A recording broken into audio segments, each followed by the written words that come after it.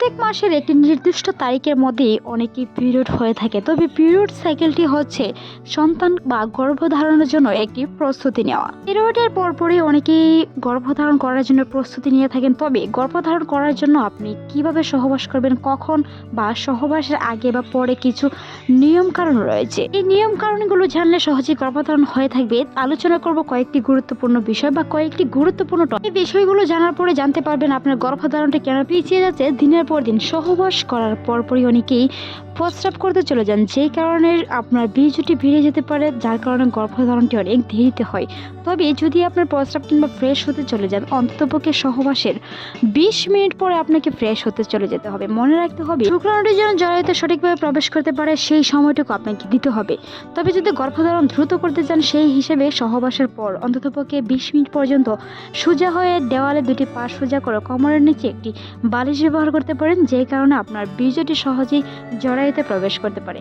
জরায়ুতে প্রবেশ করার পর যখন ডিম্বাণুকে নিষিদ্ধ করবে, তখন একটি গর্ভধারণ সম্ভব হবে।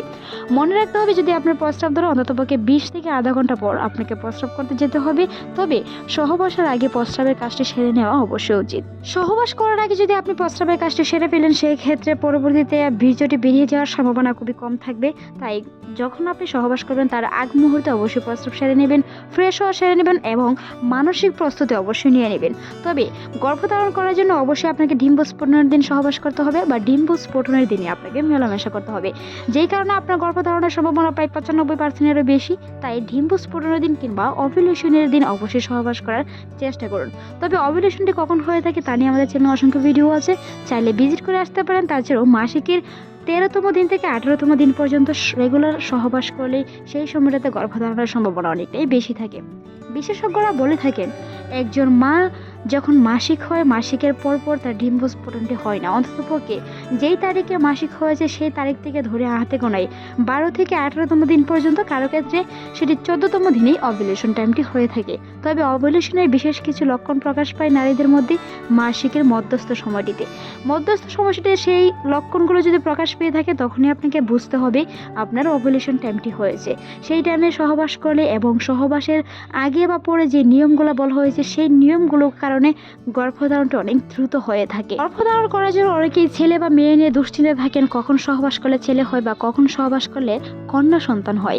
তা নিয়ে আমাদের চ্যানেলে অসংখ্য ভিডিও আছে, চাইলে ভিজিট করে আসতে পারেন। তবে আপনি যদি ছেলে সন্তান নিতে চান, ওভুলেশনের দিন মেলামেশা করলে ছেলে সন্তান হওয়ার সম্ভাবনা অনেকটাই বেশি থাকে, কারণ ওভুলেশনের দিন সহবাস করলে ছেলে সন্তানের সম্ভাবনা বেশি থাকে কন্যা সন্তানের চেয়ে। কারণ একজন পুরুষের শরীরে XY শুক্রাণু থাকে এবং একজন নারীর শরীরে XX শুক্রাণু থাকে।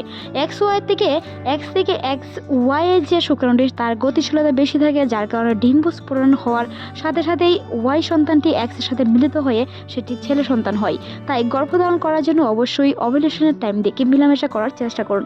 অন্ততপক্ষে 20 মিনিট পরে ফ্রেশ হতে চলে যান কিংবা প্রস্রাব করতে চলে যান।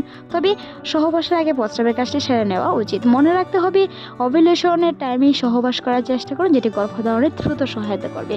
পুষ্টি সমৃদ্ধ খাবার, শাকসবজি এবং প্রচুর পরিমাণে পানি পান করুন, যেগুলো আপনার ডিম্ব স্ফোটন করতে অনেক সহায়তা করে। মাসিকের সময় কোনো ধরনের অ্যান্টিবায়োটিক ওষুধ খাওয়া থেকে বিরত থাকুন এবং গর্ভনিরোধ পিল থেকে বিরত থাকুন যদি সন্তান নেওয়ার দ্রুত ইচ্ছে থাকে।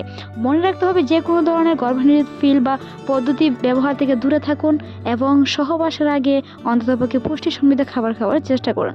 প্রতিদিন শাকসবজি এবং মৌসুমি ফল শাকসবজি খাওয়ার চেষ্টা করুন।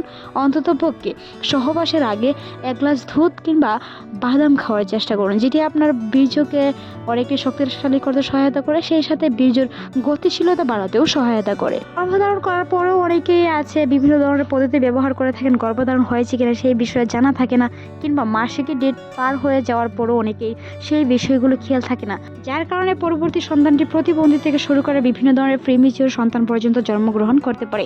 তাই গর্ভধারণের প্রথম কিছু পদক্ষেপ বা প্রথম কিছু লক্ষণ তা নিয়ে আমাদের চ্যানেলে ভিডিও আছে, চাইলে ভিজিট করে আসবেন। আজকের এই ভিডিওটি এই পর্যন্ত। ভালো থাকুন, সুস্থ থাকুন, রাধিকা টিপসের সাথেই থাকুন। ভিডিওটি ভালো লাগলে সাবস্ক্রাইব করতে ভুলবেন না, সেই সাথে আপনার মূল্যবান মতামত অবশ্যই জানান। এতক্ষণ দেখার জন্য আপনাকে অসংখ্য ধন্যবাদ।